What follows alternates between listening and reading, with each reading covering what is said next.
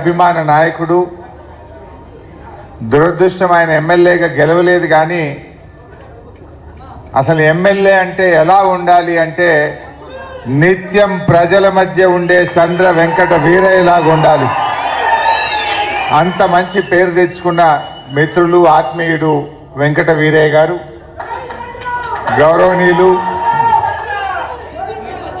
ఇప్పటిదాకా అద్భుతంగా అభ్యర్థుల మధ్య తేడాను కళ్ళకు కట్టినట్టుగా మనందరికీ చెప్పినటువంటి మన నాగర్ కర్నూలు పార్లమెంట్ అభ్యర్థి, ఒక ఐపీఎస్ ఆఫీసర్గా సమాజ అభివృద్ధి కోసం నిరంతరం కృషి చేసినటువంటి సామాజికవేత్తగా పేరు తెచ్చుకున్న మిత్రులు ఆర్ఎస్ ప్రవీణ్ కుమార్ గారు. గౌరవనీయులు మన అభ్యర్థి, ఇప్పుడే ప్రవీణ్ అన్న చాలా డీటెయిల్గా చెప్పాడు, నేను డీటెయిల్స్కి పోను. కానీ అంత మంచి అభ్యర్థి మనకు దొరికింది. ఇవాళ గ్రాడ్యుయేట్లను అడిగితే ముగ్గురు అభ్యర్థుల్లో మీ ఓటు ఎవరికి అంటే అందరూ ముక్త కంఠంతో చెప్తున్నారు మా ఓటు రాకేష్ రెడ్డికి అని. అంటే అంత మంచి అభ్యర్థి రాకేష్ రెడ్డి గారు.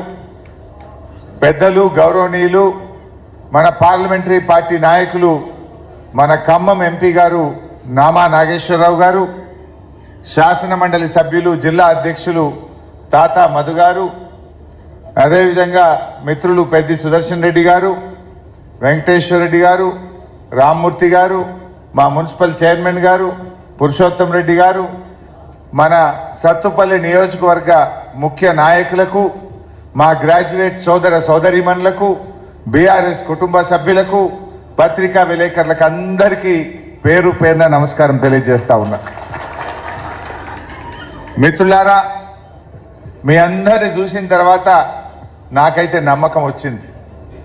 గెలుపు ఖచ్చితంగా బీఆర్ఎస్ పార్టీది, రాకేష్ రెడ్డి గారు. ఈ సీటు మన సీటు. మొదటి నుంచి గులాబీ జెండా పుట్టినప్పటి నుంచి ఈ సీటు బీఆర్ఎస్ పార్టీ గెలిచింది.